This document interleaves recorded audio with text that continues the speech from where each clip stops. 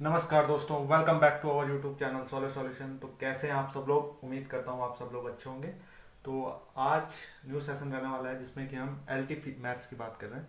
Physics का continue रहेगा आपका। एलटी मैथ्स में हम ट्राई कर रहे हैं आज फर्स्ट वीडियो इसके ऊपर। तो जो टॉपिक है वो हम कवर करेंगे वेक्टर एनालिसिस इस सेशन में, ठीक है।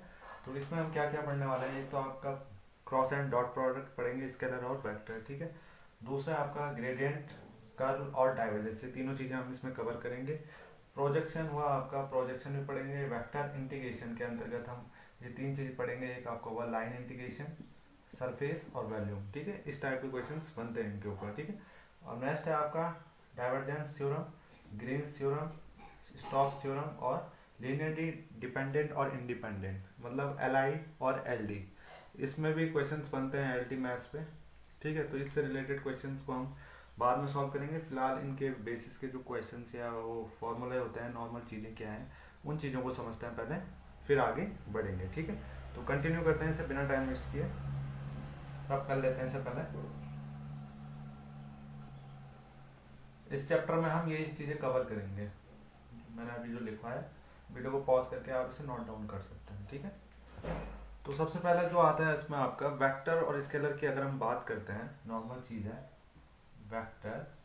और अगर स्केलर की अगर हम बात करते हैं तो ये होता क्या है। जैसे वेक्टर की बात करें तो वेक्टर में आपकी दो चीज़ें होती है, एक तो आपका मैग्नीट्यूड होता है और दूसरा उसमें जुड़ जाते हैं डायरेक्शन। क्या जुड़ जाती है? डायरेक्शन। और स्केलर की अगर हम बात करते हैं तो स्केलर में आपका सिर्फ मैग्नीट्यूड होता है, बाकी नहीं होता है इसमें, ठीक है। इसका अगर लिखना है तो लिख देते हैं मैग्नीट्यूड, ठीक। तो वेक्टर में आपकी दो चीज़ें इन्वॉल्व हो रही है, मैग्नीट्यूड प्लस डायरेक्शन भी होनी चाहिए। तो उसके अकॉर्डिंग इसकी जो रैंक निकलती है, जो डायरेक्शन है इसकी फिक्स डायरेक्शन है, उसकी एक रैंक होती है, वो होती है आपकी 1। आ सकता है इस टाइप से क्वेश्चंस कि जो वेक्टर है उसकी रैंक कितनी होती है या फिक्स डायरेक्शन होती है। इसकी जो रैंक 1 है वो भी इसमें भी फिक्स डायरेक्शन है आपकी, ठीक है। इस तरीके के क्वेश्चन बन सकते हैं आपके एग्जाम में। स्केलर की अगर हम बात करें तो उसमें सिर्फ मैग्नीट्यूड इन्वॉल्व होता है। और अगर हम टेंसर की बात करते हैं, अगर हम टेंसर की बात करते हैं तो टेंसर में आपकी दो दो रैंक होती है इसकी। टेंसर की रैंक जो होती है इसकी वो 2 होती है। तो इस टाइप का क्वेश्चन अगर आपको कहीं दिखता है तो आप इसको इस तरीके से सॉल्व कर सकते हैं, ठीक है। इसमें मैग्नीट्यूड भी होता है टेंसर में, प्लस 2 मोर देन और 2 डायरेक्शन होती है इसमें, ठीक है। 2 या 2 से अधिक डायरेक्शन हो सकती हैं। तो मिनिमम जो है उसका रैंक आपका 2 लिया जाता है। तो बात करते हैं आप यूनिट फैक्टर की, ठीक। यूनिट फैक्टर है क्या?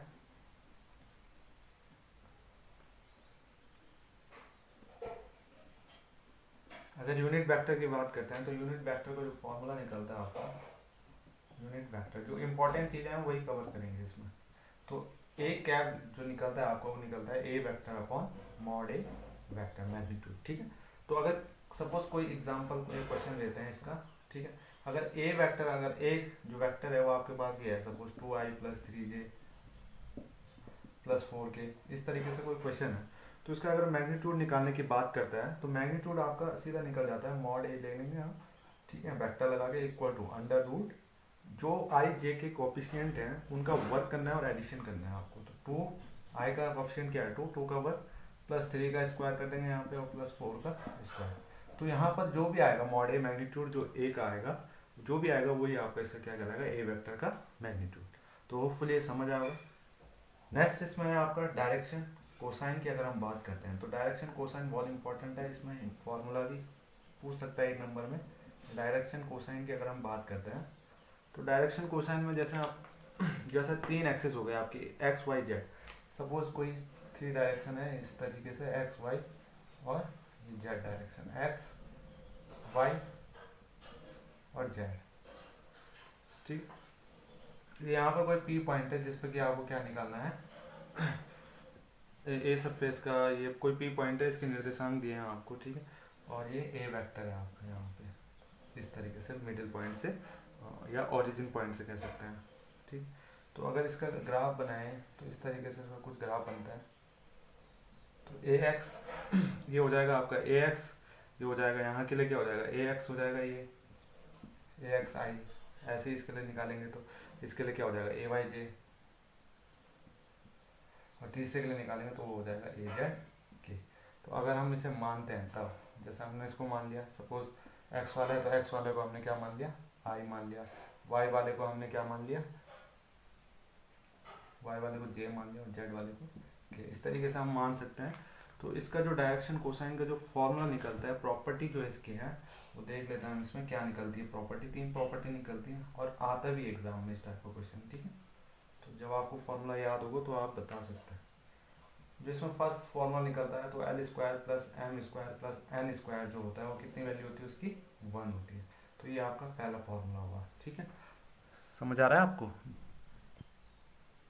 या इसको हम इस तरीके से भी लिख सकते हैं, जो एल है वो आपका cos square alpha plus cos square beta plus cos square gamma, इस सॉरी बीटा और गामा तो इक्वल टू 1। इसकी वैल्यू भी 1 होती है। अगर इसके अकॉर्डिंग देखें, एलिमेंट के रेशियो के अकॉर्डिंग तो 1, और कॉस एंगल के हिसाब से देखें तो इसमें भी ये फॉर्मूला बन के आता है। तीसरा फॉर्मूला अगर आपको कहीं एग्जाम में साइन स्क्वायर में दिख गया, sign square alpha plus sine square beta plus sine square gamma, अब बोलोगे जी आप अब क्या होगा, अब इसका आंसर क्या होगा। हमने तो ये पढ़ा था, हमने तो cos square plus cos square beta plus cos square gamma वाला पढ़ा था जिसकी वैल्यू 1 होती है। तो साइन स्क्वायर को आप क्या लिख सकते हैं, एक प्रॉपर्टी होती है sine square alpha plus sine cos square beta equal to 1। तो अगर आप साइन स्क्वायर अल्फा की जगह अगर आप ये कर देते हैं 1 माइनस कॉस स्क्वायर अल्फा या बीटा, जो भी करना है आपको, इसका एंगल इक्वल ले लेते हैं एक टाइम, चलो रहने दो इसको है, ठीक है। तो साइन स्क्वायर अल्फा जो है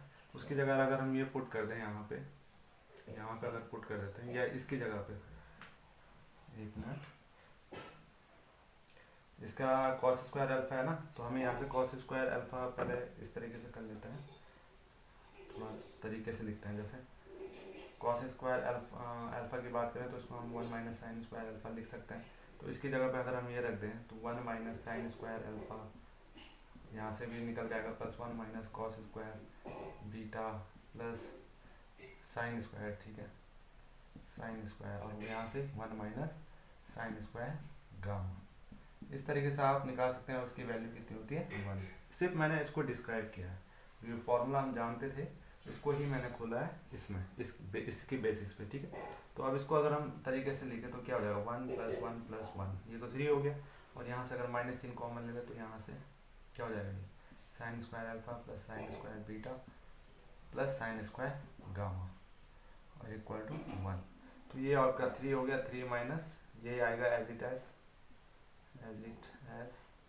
इक्वल टू 1। तो यहाँ से अगर हम इसको निकालें तो ये उधर जाएगा, तो कितना आ जाएगा आपका, इसका जो वैल्यू आ जाएगी वो कहीं ना कहीं आपकी कितनी आ जाएगी, 2 आ जाएगी। तो ये होती है sine square alpha plus sine square beta plus sine square gamma equal to 2। बढ़ते हैं आगे, इसको रफ कर लेते हैं। वीडियो को पॉज करके आप इसे नोट डाउन कर सकते हैं, ठीक है। अब बात करते हैं हम product of vector. Product of vector की बात करें तो इसमें 2 चीज़ें आती है आपकी, एक वेक्टर की आ गई, एक स्केलर प्रोडक्ट। वेक्टर प्रोडक्ट और स्केलर प्रोडक्ट 2 चीज़ पढ़ेंगे इसमें। तो जो स्केलर प्रोडक्ट होता है उसको हम डॉट से डिनोट करते हैं। तो आपका जो फॉर्मूला बनता है इसमें A dot B equal to A vector dot V vector और एंगल कॉस थीटा, मॉड के अंदर ले सकते हैं हम इसको इस तरीके से। तो अगर हमें क्या निकालना हो, एंगल निकालना हो, ये तो आपको नॉर्मल फॉर्मूला है। अगर एंगल निकालना हो आपको, कॉस थीटा निकालना है, तो उसको लिए फॉर्मूला बन जाएगा आपका ए वेक्टर डॉट बी वेक्टर बटे mod A vector mod B vector. इस तरीके से आप कॉस थीटा की वैल्यू निकाल सकते हैं। तो आप लिख सकते हैं नोट करके लिख सकते हैं फर्स्ट पॉइंट कि अगर ए परपेंडिकुलर बी इस तरीके से होगा, अगर वो कम्यूटेटिव प्रॉपर्टी को फॉलो करते हैं, कम्यूटेटिव प्रॉपर्टी, तो उसके लिए तो पहले ये देख लेते हैं परपेंडिकुलर वाला, ठीक है। तो परपेंडिकुलर मतलब थीटा अगर क्या होगा 90 डिग्री होगा, तब कंडीशन क्या होती है, आपको जो थीटा है वो कितना होना चाहिए, π/2, 90 डिग्री 180/2 मतलब 90 डिग्री, ठीक है। तो उसके लिए आप ये प्रॉपर्टी अप्लाई कर सकते हैं। दूसरी आती है, जैसे अगर हम कम्यूटेटिव लॉ की बात करते हैं, जैसे ए डॉट बी वैक्टर है तो वो आपका B dot A dot vector के बराबर होता है, इसकी वैल्यू जो है इसकी वैल्यू के बराबर होगा। अगर हम प्रोजेक्शन की बात करते हैं इसमें, तो सबसे मेन पॉइंट जो है, ये ध्यान से पढ़ने वाली चीज़ है, नोट करके लग सकते हैं हम, थर्ड पॉइंट, ठीक है। तो थर्ड पॉइंट में आपका नोट करके आ सकता है कि अगर projection of A vector on B vector, ठीक है, ये लैंग्वेज समझना, projection of A vector on V vector, मतलब ए के ऊपर है बी, मतलब इस तरीके से। तो आपने क्या करना है, A vector dot we cap, इस तरीके से आप इसको लिखेंगे। अगर इस तरीके की लैंग्वेज होगी कि projection of A vector on B, तो प्रोजेक्शन किसके ऊपर निकालना है, बी के ऊपर, इस तरीके से। तो आपका जो वी कैप की वैल्यू है, जो यूनिट वेक्टर मैंने बताया था, तो उसके लिए फॉर्मूला ये होता है ये वाला फॉर्मूला। तो उसके लिए ये वाला फॉर्मूला आप कर सकते हैं, इसको इस तरीके से सॉल्व करना है अगर किसी चीज़ का भी प्रोजेक्शन आपको निकालना है। अगर इसी चीज़ को उल्टा लिखा जाए कि प्रोजेक्शन ऑफ 4th पॉइंट में, कि projection of V vector on A vector, इस तरीके से, तो सीधा उल्टा हो जाएगा, वी वेक्टर और डॉट ए कैप, तो V vector into A vector upon mod A vector. तो इस तरीके से आप इसको सॉल्व कर सकते हैं। होपफुली ये चीज़ें आपको समझ आएगी प्रोजेक्शन का, ठीक है। ये तो आपका स्केलर प्रोडक्ट है, डॉट में चलेगा यहाँ पे सब जगह, ठीक है। अब इसका जस्ट अपोजिट है एक वेक्टर प्रोडक्ट। तो वेक्टर प्रोडक्ट में आपका क्रॉस मल्टीप्लिकेशन होता है, क्रॉस मल्टीप्लाई होता है, तो उसको देखते हैं। इसे नोट डाउन कर लीजिए जल्दी से। दूसरा है आपका इसमें वेक्टर प्रोडक्ट। तो वेक्टर प्रोडक्ट की अगर हम बात करें, जिसको साइन शो करते हैं हम मल्टीप्लाई के वाले साइन से, तो इस तरीके से अगर आपके पास वेक्टर दिया है A vector cross B vector, तो आपको कैसे फॉर्मूला मिलेगा, यहाँ से A vector cross mod B vector into sine theta में आता है ना, साइन थीटा और एन कैप, ठीक। तो एन कैप का आपको पता है कि ये यूनिट वेक्टर है, यूनिट नॉर्मल वेक्टर है, तो ए और बी के बीच में है, ठीक है। एन कैप को आप इस तरीके से लिख सकते हैं, इस तरीके से। तो ये आप इसको नाम भी दे सकते हैं यहाँ पे, यूनिट नॉर्मल वेक्टर, ठीक है, इस तरीके से ए और बी के बीच में, ठीक है।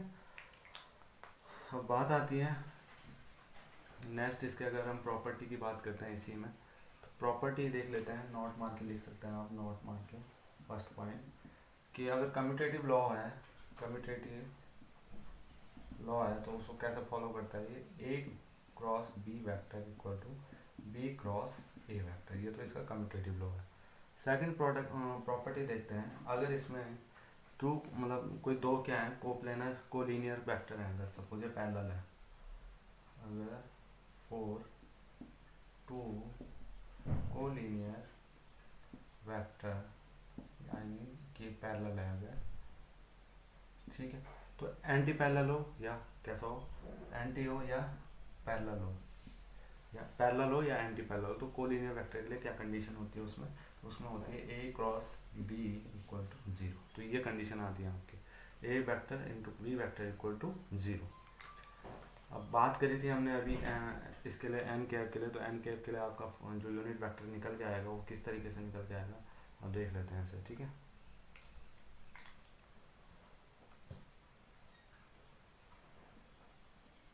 जैसे एन कैप की अगर बात करें, तो एन कैप के लिए आपके अगर दो पॉइंट की बात कर रहे हैं ए और बी की, तो ए और बी के लिए क्या हो जाएगा, ए और बी ये हो जाएगा, ठीक है। और इसका पूरे का वेक्टर बटे मॉड, अब ए क्रॉस बी का वेक्टर मॉड, ठीक है। इस तरीके से आप यूनिट वेक्टर इसका निकाल सकते हैं, इस तरीके से। हमने तो सिंगल वाला पढ़ा है, एन कैप इक्वल टू क्या होता है formula, N cap equal to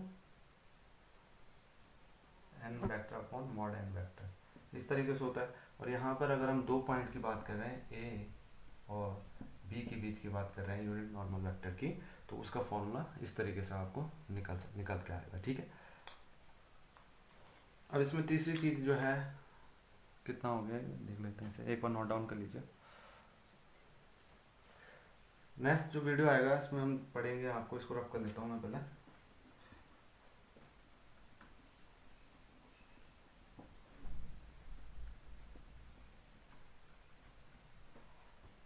इसमें हम आगे पढ़ेंगे, एक तो हम स्केलर ट्रिपल प्रोडक्ट पढ़ेंगे, स्केलर ट्रिपल, ये तो डबल वाला था ए और बी के लिए, ट्रिपल प्रोडक्ट पढ़ेंगे।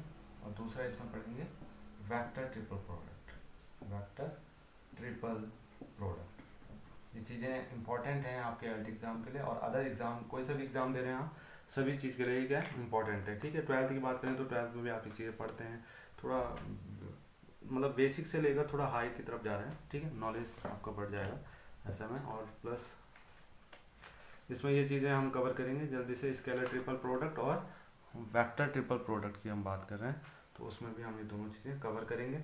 साथ में इसके बाद मैंने बताया था ग्रेडियंट होगा आपका, कर्ल होगा और डाइवर्जेंस, तो इनको भी हम नेक्स्ट आने वाली वीडियो में कवर करेंगे। तो होपफुली अगर ये वीडियो आपको पसंद आए तो वीडियो को लाइक करें, साथ ही साथ हमारे चैनल को सब्सक्राइब करें और उसके साथ बेल आइकन जरूर प्रेस करें, जिससे कि हमारी न्यू वीडियो का नोटिफिकेशन सबसे पहले आपको मिले। तो मिलते हैं नेक्स्ट वीडियो में। Thank you so much, love you to all.